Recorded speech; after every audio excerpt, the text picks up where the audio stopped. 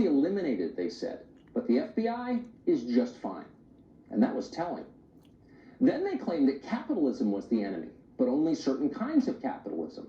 The mob burned independent businesses to the ground by the score.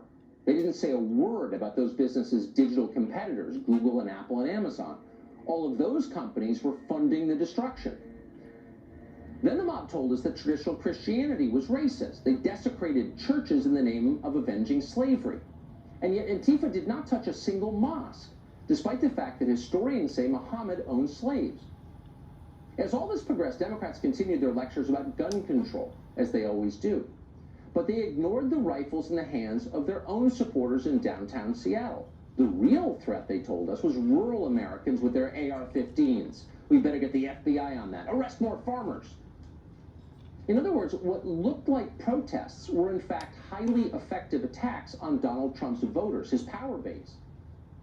Few in Washington clearly appreciated this, at least on the right. If they had, they would have told the country what was really happening. No, this is not about George Floyd. It's not about police brutality.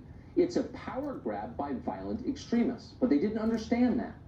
So weeks into the rioting, the social media accounts of the White House were still producing ham-handed posts about Juneteenth.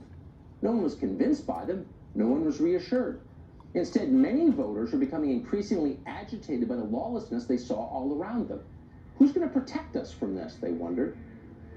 The social media account did nothing to answer that question. We want to play